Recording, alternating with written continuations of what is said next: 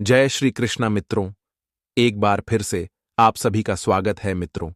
आज के इस प्रसंग में हम जानेंगे पत्नी के अलावा ऐसी कौन सी औरत है जिसके साथ संबंध बनाना पाप नहीं होता है। मित्रों, आप सभी का समय नष्ट ना करते हुए इस अलौकिक कथा को प्रारंभ करते हैं। मित्रों, बहुत समय पहले की बात है। चंदनपुर राज्य में एक राजा राज्य करता था। उसकी राज्य की चर्चाएं बहुत दूर दूर तक फैली हुई थीं। उस राजा का एक पुत्र था जिसकी उम्र 12 से 13 वर्ष थी। राजा का पुत्र बड़ा ही सुंदर था। जब राजा ने उसकी शादी की तो राजकुमार उस वक्त मात्र 14 वर्ष का था। ऐसे ही समय बिता चला गया। अब राजा बूढ़ा हो चुका था। एक दिन राजा ने सोचा कि अपने राजकुमार को राजा बना देना चाहिए, क्योंकि उस राजकुमार ने कई शादियां की थीं और पहले के राजाओं में यही नियम था कि राजा जितनी चाहे उतनी शादी कर सकते हैं। वह राजा अपने पुत्र राजकुमार को राजा बना देता है। राजकुमार की 7 शादी हो चुकी थी। वह राजकुमार जो कि राजा बना था, अपनी पढ़ाई लिखाई फिर भी कर रहा था। वह रोज गुरुकुल में पढ़ने के लिए जाया करता था और एक दिन की बात है, जब वह राजकुमार पढ़ने के लिए विद्यालय जा रहा था तो रास्ते में उसे पनिहारी मिली। पनिहारी भी बहुत सुंदर थी। उस पनिहार ने राजकुमार से पूछा कि हे राजा, आप रोज कहाँ जाते हैं? वह राजकुमार कहता है कि मैं रोज विद्या ग्रहण करने के लिए अपने गुरु के पास जाता हूं। तो वह पनिहारी कहती है, ये तो अच्छी बात है, लेकिन ये बताइए, आपने त्रिया चरित्र पढ़ा है? राजकुमार कहता है कि नहीं, मैंने ये कभी नहीं पढ़ा है। फिर पनिहार कहती हैं कि आप त्रिया चरित्र जरूर पढ़ना मित्रों। राजकुमार कहता है कि यह त्रिया चरित्र क्या होता? पनिहारी ने कहा कि आप यह बात अपने गुरु से जाकर पूछना और त्रिया चरित्र को अवश्य ही पढ़ना। राजकुमार कहता है कि हां, मैं आज ही जाऊंगा और अपने गुरु से जाकर पूछ लूंगा कि आपने मुझे त्रिया चरित्र क्यों नहीं पढ़ाया। इतनी बात कहने के बाद वह राजकुमार वहां से चल देता है। मित्रों, वह पनिहार की बात सुनकर वह राजकुमार गुस्से में था। उसकी आंखें लाल थीं। वह अपने गुरु के पास जाकर प्रणाम करता है। गुरुजी ने पूछा कि बेटा, क्या हुआ? आज तुम क्रोध में दिखाई दे रहे हो और तुम्हारी आंखें लाल क्यों हैं? क्या बात है, मुझे बताओ। राजकुमार ने क्रोध में जवाब दिया कि गुरुदेव, आपने मुझे त्रिया चरित्र क्यों नहीं पढ़ाया? ये बात आपने क्यों छुपाया? त्रिया चरित्र के बारे में मुझे क्यों नहीं पढ़ाया? मित्रों, गुरु कहते हैं बेटा, तुम त्रिया चरित्र नहीं पढ़ पाओगे, क्योंकि त्रिया चरित्र पढ़ना खतरे से खाली नहीं होता है, और जब तुम त्रिया चरित्र पढ़ोगे तो उसमें तुम्हारी जान भी जा सकती है। मित्रों, राजकुमार कहता है कि गुरुदेव, आप इसकी चिंता न करें तो अच्छा है। मैं खुद इस राज्य का राजा हूं। तब अपने शिष्य की ऐसी बात सुनकर गुरु कहते हैं कि ठीक है, अब तुमने हटकर ही ली, तो अब हम तुम्हें त्रिया चरित्र पढ़ते हैं। त्रिया चरित्र पढ़ते पढ़ते राजकुमार को 1 साल हो गए, और जब 1 वर्ष हो गया तो गुरु ने कहा कि बेटा, अब तुम्हारी पढ़ाई पूरी हो चुकी है। अब तुम घर जा सकते हो और आज से अपने राज्य को चला सकते हो। अब तुम्हें यहां आने की कोई आवश्यकता नहीं है। मित्रों, राजकुमार कहता है ठीक है गुरुदेव। राजकुमार जैसे ही जाने लगता है, गुरुदेव उसे रोक लेते हैं और कहते हैं, बेटा, मैं तुम्हें एक ऐसा यंत्र देता हूं। यह यंत्र जब तुम इसे अपने कानों में लगाओगे तो कोई भी तुम्हें पहचान नहीं पाएगा और तुम उसे पहचान लोगे। राजकुमार वह यंत्र अपने हाथों में ले लेता है। मित्रों, गुरु कहते हैं, तुम इस यंत्र को ले जाओ और रात के 12 बजे, आज ही के रात में अपने महल से निकल करके जंगल की तरफ जाना और पूर्व दिशा की ओर जाना। जब तुम पूर्व दिशा की ओर जाओ तो यह यंत्र अपने कानों में लगा लेना और वहीं पर खड़ा हो जाना। वह राजकुमार कहता है कि ठीक है, ऐसा ही करेंगे। फिर राजकुमार गुरुकुल से महल की ओर चल देता है, और जब रात के 12 बज जाते हैं और उस राजकुमार की 7 पत्नियां सो जाती, तब आधी रात के समय वह राजकुमार अपने हाथों में यंत्र लेकर महल से जंगल की तरफ चल देता है। राजा जंगल में पूर्व दिशा की ओर जाता है और वहां जाकर अपने कानों में यंत्र लगा लेता है और वहीं पर खड़ा हो जाता है। तो उसने क्या देखा कि वही पनिहार जो मुझे रास्ते में मिली थी, वही पनिहार एक थाली में खाना लेकर जंगल में जा रही है। वहां थोड़ी ही दूरी पर एक संत अपनी कुटिया में रहते थे। वह पनिहार संत के पास खाना लेकर जा रही थी। राजा ने देखा कि यह तो वही पनिहार है जिसने मुझसे कहा था कि त्रिया चरित्र की पढ़ाई करो, लेकिन पनिहार उस राजा को नहीं पहचान पाई, क्योंकि राजा के कानों में यंत्र लगा हुआ था। यंत्र लगने की वजह से राजा कोई भी पहचान नहीं सकता था। राजा ने अपने मन में सोचा कि चलो उसके पीछे चलते हैं कि क्या आधी रात को भोजन लेकर संत के कुटिया की तरफ जा रही है। इसका क्या कारण मित्रों? वह राजा भी उसके पीछे पीछे छुपता हुआ चल दिया। अब वह अपनी हारण कुटिया में उस बाबा के वहां पहुंचती है। तक राजकुमार देखा है, उस बाबा के पास जादू की पोटली थी और वहां बाबा जादूगर था। राजा पीछे पीछे गया और वहां छुप करके देख रहा था कि वह पनिहार औरत को बाबा क्या करेंगे। बाबा ने पनिहारण से कहा, अरे पनिहारण, पहले तो मुझे यह बताओ कि आज आने में इतनी देर कैसे लग। हाथ जोड़कर पनिहार कहने लगी कि महात्मा जी, मेरा विवाह हो चुका है और मेरे पति मुझे ले जाने के लिए आए हैं। हमें लेकर कल चले जाएंगे, इसीलिए हमें उन्हें सुलझाने में थोड़ी देर लग गई और यहां आने में भी देर हो गई। मित्रों, जब यह बात साधु ने सुनी कि पनिहारी का विवाह हो चुका है और इसका पति से लेने आया है, तो साधु कहता है कि पनिहार, इसका मतलब है कि तुम अपने पति के साथ जाना चाहती हो, तो हमारे पास क्यों आई हो? पनिहार कहती है कि मैं आपके बिना नहीं रह सकती हूं, मैं आपके बिना नहीं जी सकती हूं। तो साधु कहता है कि पनिहार, इसके लिए तुम्हें एक काम करना होगा।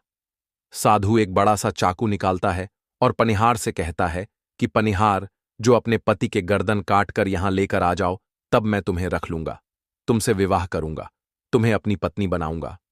मित्रों, बिना कुछ सोचे समझे वह चाकू को ले लेती है और दौड़ते हुए अपने घर जाती है और उसका पति सो रहा था। वहां जाकर अपने पति की गर्दन काट देती है और उसकी गर्दन को लेकर साधु के पास आती है।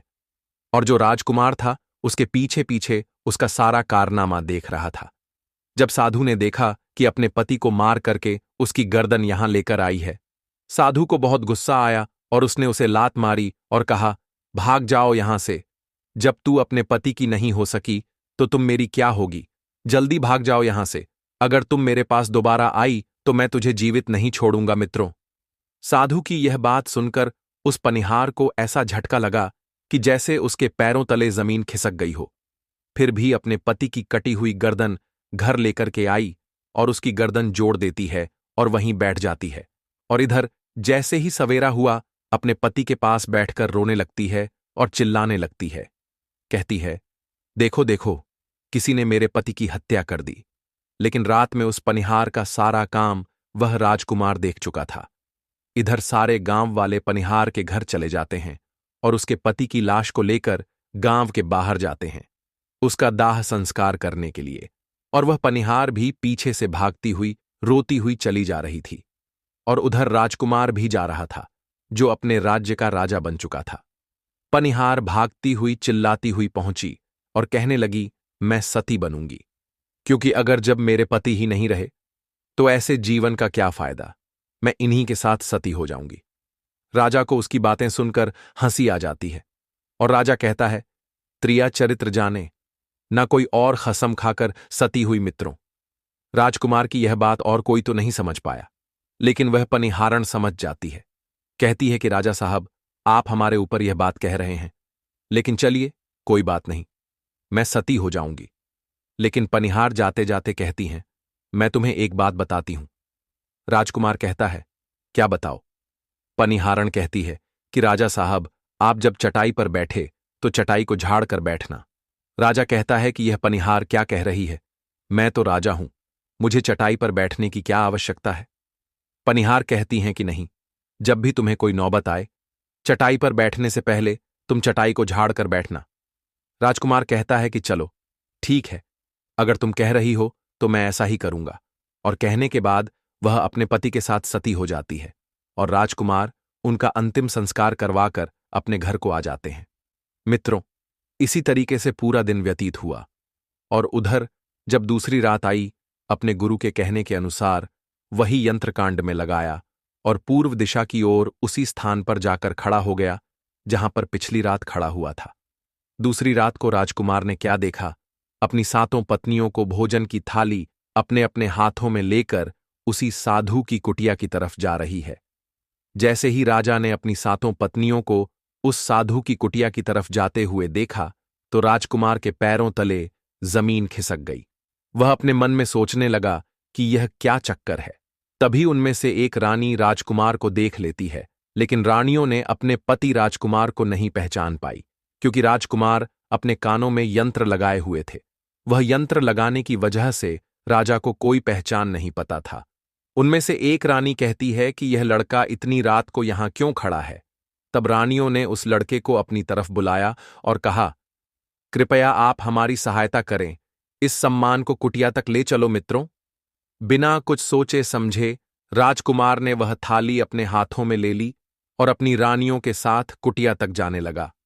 जब सातों रानियां और राजकुमार उस साधु की कुटिया में पहुंचते हैं और राजकुमार कुछ भी नहीं बोल रहा था, क्योंकि राजकुमार देखना चाहता था कि हमारे प्यार में ऐसी क्या कमी है जो हमारी सातों रानियां इस साधु के पास आती हैं, और इस साधु के पास ऐसा क्या है जो हमारी सातों रानी अभी यहां आ रही हैं। मित्रों, राजकुमार छुपकर यह सब जानना चाहता था। इधर जब वह सातों रानियां राजकुमार को लेकर साधु के पास पहुंची तो महात्मा राजकुमार को देखकर कहता है कि यह कौन है। तो सातों रानियां कहती हैं कि महात्मा जी, यह बालक हमें रास्ते में मिला, इसने हमारी सहायता की तो हम इसे अपने साथ लेकर आ गए। रानी कहती है कि एक काम करते हैं, इसे आज रात यहीं रहने देते हैं, कल सुबह होते ही यह चला जाएगा। तो साधु उनकी बातों को मान लेता है। वह साधु अपने शिष्य को बुलाता है और उसे कहता है कि आज रात के लिए इस बालक की रुकने की व्यवस्था कर दो। वह शिष्य राजकुमार को लेकर एक कमरे में जाता है तो उस कमरे में एक चटाई बिछी हुई शिष्य कहता है कि देख भाई, आज तुझे चटाई पर सोना पड़ेगा। शिष्य राजकुमार को इतना कहकर वहां से चला जाता है। मित्रों, राजकुमार उस कमरे में अकेला पड़ जाता है। अपने मन में सोचता है कि आज तो नौबत आ ही गई चटाई पर सोने की। चलिए कोई बात नहीं, आज की रात हम चटाई पर ही गुजार लेंगे। राजकुमार जैसे ही चटाई पर बैठने ही वाला था, उसे पनिहारण की बात याद आ गया। वह सोचने लगा कि पीआर ने मुझसे कहा था कि जब भी तुम्हें चटाई पर बैठने की नौबत आई, तुम चटाई को अवश्य झाड़ लेना। चलो, आज पहले इसे झाड़ लेते हैं, हो सकता है इसका कोई राज हो। जैसे ही राजा ने चटाई उठाई तो उसने देखा कि एक बहुत बड़ा भयानक कुआं है। जब उसको कुएं को देखा तो राजा के होश उड़ गए। राजा उस कुएं के अंदर झांक कर देखता है। राजा को अंदर बहुत सारे कैदी दिखाई देते हैं, जिन्हें उस साधु ने अंदर कैद करके रखा था। उन कैदियों में से एक आदमी ने राजकुमार को पहचान लिया। बाद में राजकुमार से कहता है कि राजकुमार, आप यहां कैसे आ गए। राजकुमार कहता है कि धीरे बोलो, नहीं तो सबको पता चल जाएगा। तब सभी कैदियों ने कहा कि राजा साहब, आप यहां से भाग जाएं। हम तो यहां से निकल नहीं पाए, लेकिन आप यहां से भाग जाए, नहीं तो आपका भी यही हाल हो जाएगा जो किरा हुआ है। आप भी यहां फंस जाएंगे। भी पकड़कर यह साधु, इसीलिए आप जितना जल्दी हो सके यहां से भाग जाएं। राजा जब उस कमरे के अंदर गया था तो अपने कान में से यंत्र निकाल लिया था, और जब राजा वहां से भागा तो अपने कान में यंत्र लगाना भूल ही गया। मित्रों, राजा को भागते हुए उन रानियों ने और साधु ने देख लिया था। रानी हो ने जब राजा को भागते हुए देखा तो रानी कहती है, यह तो हमारे पति है। महात्मा से कहती है कि महात्मा जी, आज तो हमारे पति हमें देख लिए हैं। वह तो हमारे पति हैं और वह भागे जा रहे हैं। उन्होंने हमें यहां देख लिया है, अब हमारा क्या होगा। और साधु कहता है कि तुम यहां क्या देख रही हो, जल्दी जाओ और अपने पति को पकड़कर ले आओ। तो रानियां राजकुमार को पकड़ने के लिए दौड़ी दौड़ी जाती हैं, लेकिन वह राजकुमार जो राजा था इतना तेज था कि वह अपने महल जा पहुंचा और घबराई। रानियों के तो होश उड़ गए। फिर वापस उसी बाबा के पास आती है और बाबा से कहती है कि महाराज, अब तो हमारे पति हमें जीवित नहीं छोड़ेंगे। हम जैसे ही घर जाएंगे वह हमारी जान ले लेंगे। महात्मा, आप हमें बचा लीजिए, इसका कोई उपाय कीजिए। तब जाकर वह साधु रानियां को एक जादुई कील देता है और कहता है कि जब तुम जाओ तो अपने पति को बहला फुसलाकर उसके माथे में यह जादुई कील घुसा देना। तुम्हारे पति को ढेर बना देगा और साथ मिलकर उसे मार देना। बस कहानी खत्म हो जाएगी। मित्रों, वह सातों रानियां साधु की बात मान लेती हैं और जादुई कील लेकर महल आ जाती है। वह सात रानियां आपस में विचार करती हैं कि राजा सबसे ज्यादा प्रेम सबसे छोटी वाली रानी को करते हैं, तो वह रानियां मिलकर जादू वाला कील छोटी रानी को दे देती है और कहती है, यह लो, तुम्हारा काम है। तुम किसी भी तरह राजकुमार के माथे में यह कील गड़ देना। तो छोटी वाली रानी कहती है, ठीक है, और छोटी वाली रानी कील ले लेती है। जब राजा ने उन 7 रानियों को आते हुए देखा तो क्रोध में कहा कि पहले तुम यहीं रुको। पहले मुझे यह बताओ कि हमारे राज्य में और मुझ में ऐसी क्या कमी है कि तुम आधी रात को उस साधु के पास जाती हो। इसका क्या कारण है? पहले तो मुझे यह बताओ। तो 7 रानियां हाथ जोड़कर कहती हैं, महाराज, हमें माफ कर दीजिए। हमें लगता है कि उस साधु बाबा ने हम पर कोई जादू टोना कर दिया था, इसीलिए हमसे ऐसी गलती हो गई। ऐसी गलती हमसे कभी नहीं होगी। छोटी रानी की ऐसी बातें सुनकर राजा उनकी बातों को मान लेता है, क्योंकि वह राजा छोटी रानी से बहुत प्रेम करता था। मित्रों, वह राजा भी सोचने लगता है कि शायद उस बाबा ने ही इन पर कोई जादू टोना किया होगा, और अपनी 7 पत्नियों को माफ कर देता है और कहता है, ठीक है, तुम अपने कमरे में चली जाओ। सबसे छोटी रानी जैसे राजकुमार बहुत प्रेम करता था, वह राजकुमार को खाना खिलाती है और राजकुमार को सुला देती है। जब वह राजा सो गया तो बाद में वह भी वहीं आ जाती है। सबसे छोटी रानी जो थी वह जादुई कील निकालती है और राजा के माथे में घुसा देती है। राजा पूरा तेजी से उठा, लेकिन इतने समय में वह ढेर बन चुका था। अब उस राजा में इतनी शक्ति नहीं थी कि उन पर 7 रानियों से मुकाबला कर सके। वह 7 रानियां उस राजा को पकड़ने लगी। राजा फिर भी हिम्मत नहीं हारी और अपने महल की खिड़की से कूदकर राजा भागते भागते अपने गुरु के पास पहुंच गया और कहने लगा कि गुरुजी, मुझे माफ कीजिए, मेरी जान बचाइए, नहीं तो मैं मर जाऊंगा। गुरु कहते हैं कि बेटा, मैंने तुमसे कहा था कि तुम त्रिया चरित्र मत सीखो, इसमें जान भी जा सकती है। देखा, इसका नतीजा। राजकुमार कहता है, गुरुदेव, मुझे माफ कर दो और जल्दी मेरी जान बचाइए, नहीं तो मैं मारा जाऊंगा। मेरी पत्नी ने मेरे सर में जादुई कील ठोकी है, जिसकी वजह से मैं ढेर बन चुका हूं। मित्रों, गुरु ने जब ध्यान से देखा तो कहा कि यह वही कील है जो साधु ने दिया है। मैं तुम्हें अब नहीं बचा सकता। राजकुमार कहता है, नहीं गुरुदेव, ऐसा मत कहिए, मैं आपका शिष्य हूं, आपका कर्तव्य है मेरी जान बचाना। तो गुरु कहते हैं कि बेटा, मैं तुम्हें बचा तो नहीं सकता, लेकिन एक उपाय है। राजकुमार कहता है, क्या उपाय है? तब अपने शिष्य की ऐसी बात सुनकर गुरु कहते हैं कि हम तुम्हें तोता बना देंगे, और जब तुम तोता बना जाना तब तुम सम्राट नगर राजा के राज्य में चले जाना और वहीं जाकर रहना, क्योंकि सम्राट नगर राज्य में वह साधु का जादू नहीं चलता है, और तुम्हें जब बहुत प्रेम करने वाली स्त्री मिलेगी तो तुम पुनः राजकुमार बन जाना। राजकुमार कहता है, ठीक है गुरुदेव, आप हमें तोता बना दीजिए। तो वह गुरुदेव उसे तोता बना देते हैं, और वह तोता बनने के बाद वहां से उड़ा और सम्राट नगर के राजा के राज्य में चला गया। जहां पर बहुत सारे तोता रहते थे वहीं जाकर रहने लगा, और 7 रानियां उस राजकुमार को खोज रही थीं। जब राजकुमार नहीं मिला तो फिर से उसी बाबा के पास जाती है और कहती है कि बाबा, वह रात को राजा भाग चुका है, आप अपनी जादुई पोटली निकालिए और देखें कि वह राजकुमार कहाँ है।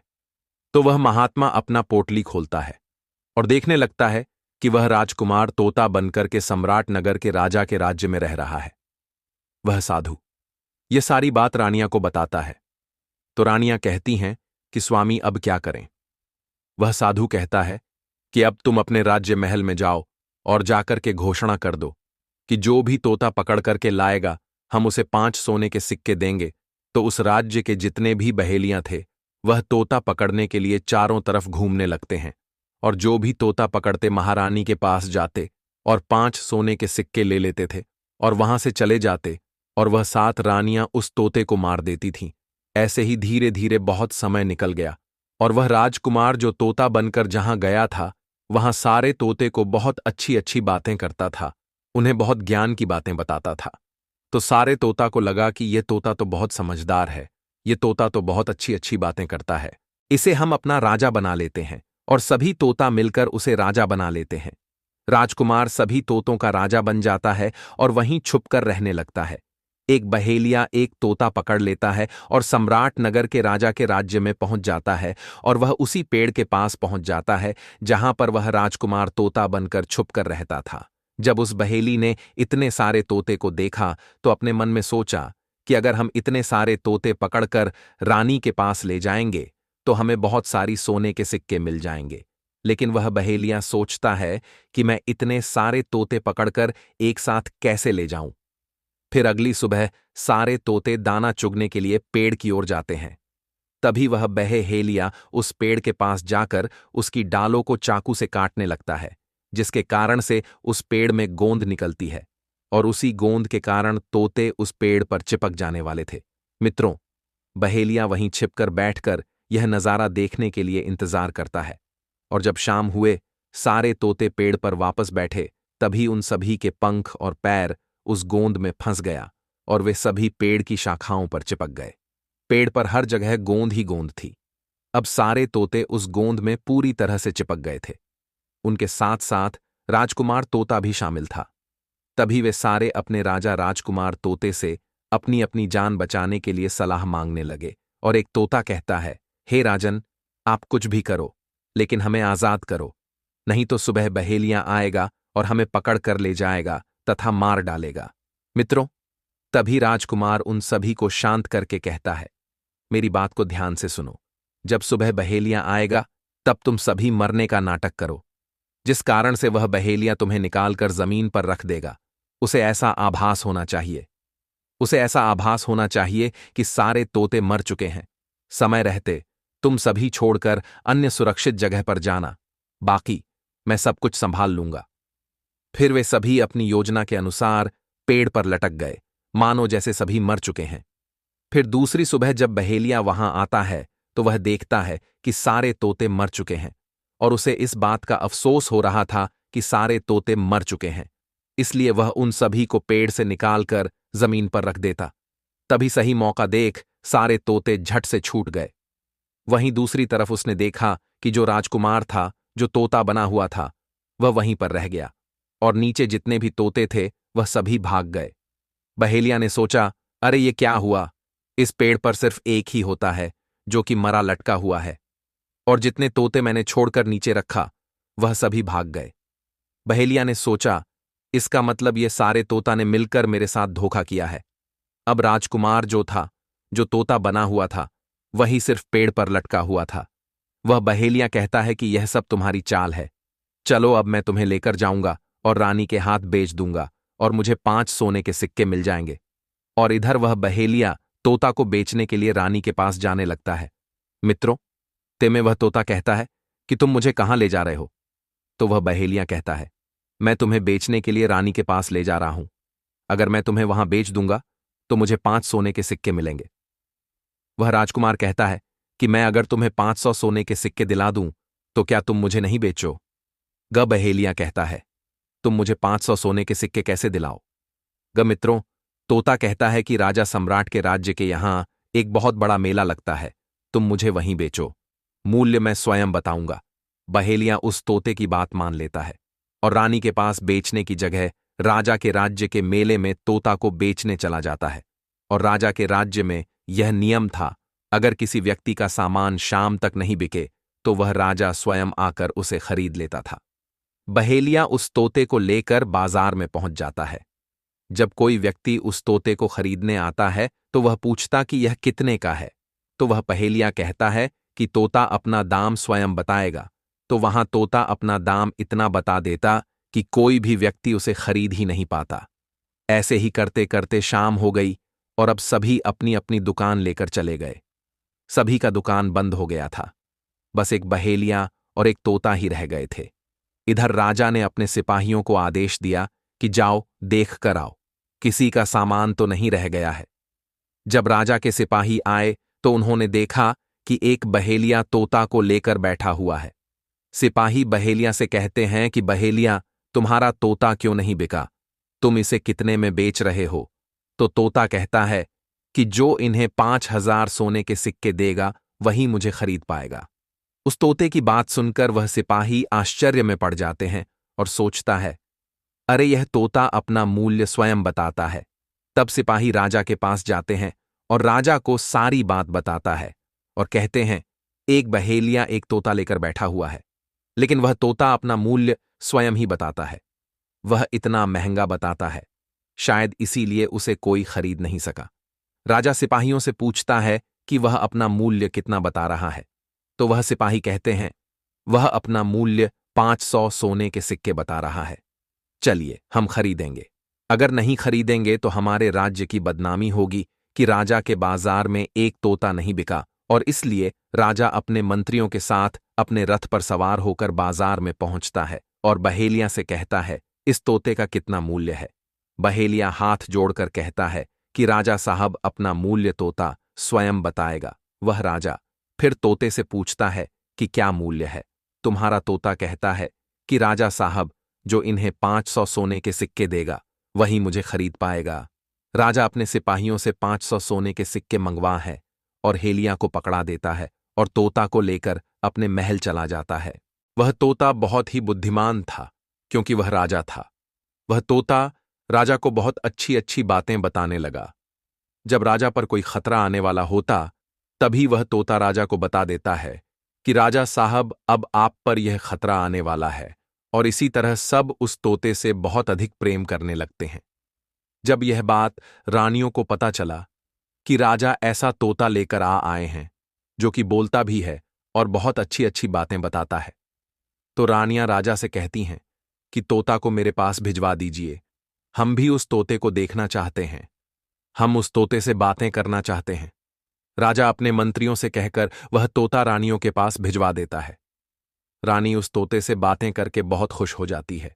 रानी भी तोते से बहुत प्रेम करने लगती है और कहती हैं कि वाह तोता, इसीलिए तुझे राजा साहिब ने 500 सोने के सिक्के देकर खरीदे हैं।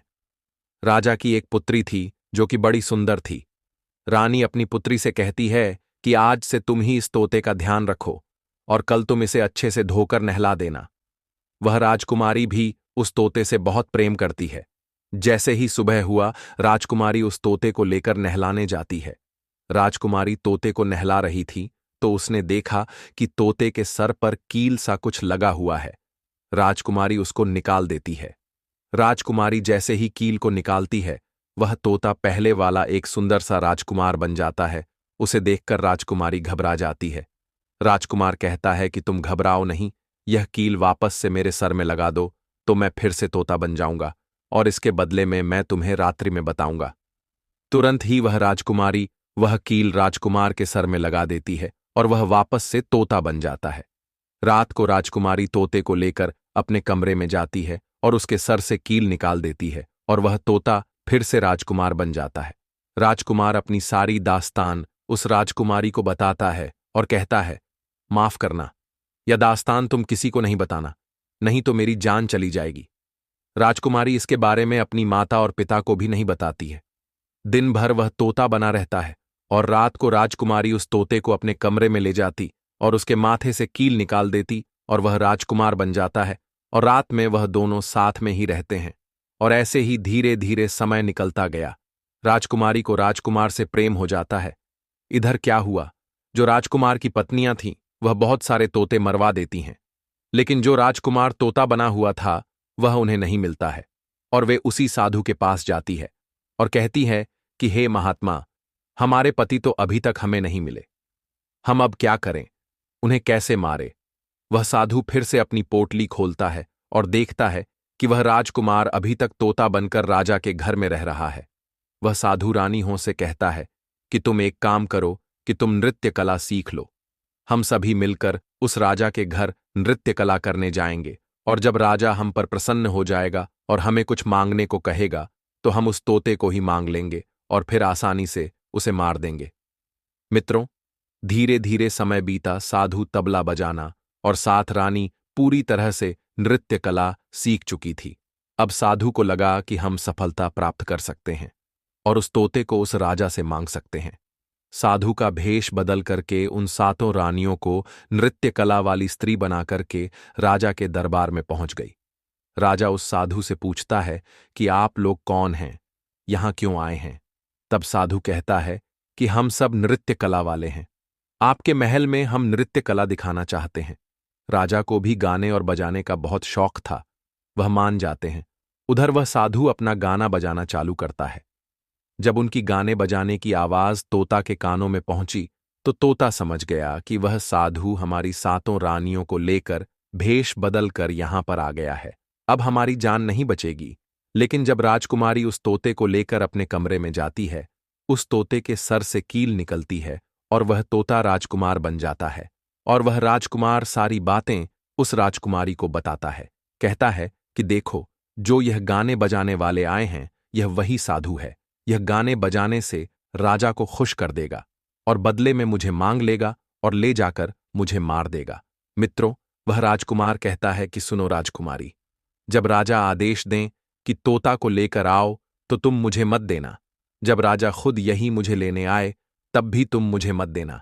कहना कि तोता को नहीं दूंगी। और जब राजा ना माने, राजा तुमसे जिद करें और मुझे मांगे, तब तुम गुस्से में आकर के पिंजरे को फेंक देना। उसके बाद में अपने बचने का रास्ता हम स्वयं ही ढूंढ लेंगे। राजकुमारी कहती हैं कि ठीक है मित्रों। वहां गाना बजाना हुआ तो राजा प्रसन्न होकर उन्हें कहते हैं कि मांगो, क्या मांगना चाहते हो? वह साधु कहता है कि जो आपके पास तोता है, जो आप कुछ दिनों पहले ही खरीदे हैं, वह तोता आप मुझे दे दो। राजा कहता है ठीक है। राजा अपने मंत्री को आदेश देता है, उस तोते को लेकर आओ। मंत्री राजकुमारी के पास पहुंचता है और कहता है कि यह तोता मुझे दीजिए। राजकुमारी कहती हैं नहीं दूंगी। मंत्री कहता है कि देखिए, आप जिद मत कीजिए। राजकुमारी कहती हैं कि तुम जाओ और मेरे पिताजी को यहां भेजो, वहीं आकर इसे ले जाएंगे। मंत्री राजा को जाकर सारी बात बताता है। राजा स्वयं आता है उस तोते को लेने के लिए। वह राजा जाकर कहता है कि बेटी, यह तोता मुझे दे दो। तो राजकुमारी कहती हैं कि पिताजी, यह तोता मैं नहीं दूंगा। क्रोध में आकर राजा कहने लगे कि तू ऐसी बातें कर रही हो, इसे देने का मैंने वादा किया है। जब राजकुमारी ने राजा को क्रोध में देखा तो राजकुमारी को भी गुस्सा आ गया और राजकुमारी गुस्से में पिंजरे को जमीन पर फेंक देती है। वह पिंजरा जैसे ही जमीन पर गिरा, वह टूट गया और तोता जो था वह चावल का दाना बन गया। और जैसे ही साधु को यह बात पता चली कि पिंजरा नीचे गिर गया है, तब साधु भी तुरंत कबूतर बन जाता है और उस दाने को कबूतर खाने लगता है। तो उसमें से जो एक दाना था, बस वही राजकुमार था। जैसे ही वह दाना कबूतर खाने वाला होता है, राजकुमार बाज बन जाता है और एकदम से कबूतर पर झपट है और उसे मार देता है। इस तरह से उस साधु की मृत्यु हो जाती है। राजा यह सब देखकर आश्चर्यचकित हो जाता है। उस कबूतर को मारकर फिर से तोता बन जाता है और जो राजकुमारी रही थी, उस तोते के सर से कील निकाल देती है और वह फिर से पहले जैसा राजकुमार बन जाता है। राजकुमारी अपने पिता को सारी बात बता देती है।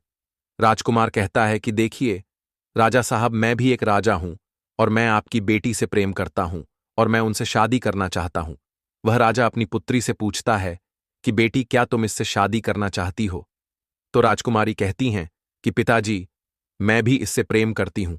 और फिर राजकुमार उस राजा की पुत्री से विवाह करके अपने महल पर चला जाता है और जो उनके साथ पत्नियां थीं उनको पकड़कर बंदी गृह में बंद करवा देता है और राजकुमार खुशी खुशी उस राजकुमारी के साथ रहने लगता है। मित्रों, यहीं से कथा समाप्त हुई। अब हम आपको बताते हैं कि पत्नी के अलावा इस औरत के साथ संबंध बनाना पाप नहीं होता है। शास्त्रों में बताया गया है कि यदि वह संबंध न्याय, धर्म और मर्यादा के दायरे में हो, जैसे कि विधवा का पुनर्विवाह या विधिपूर्वक दूसरा विवाह, तो वह पाप नहीं माना जाता।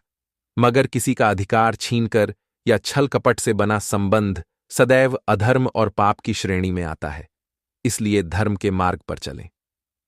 मित्रों, अगर आप सभी को यह कथा पसंद आई हो तो कमेंट बॉक्स में जय श्री कृष्ण अवश्य लिखें और साथ चैनल को सब्सक्राइब अवश्य करें। मित्रों, वीडियो देखने के लिए आप सभी का हृदय से धन्यवाद।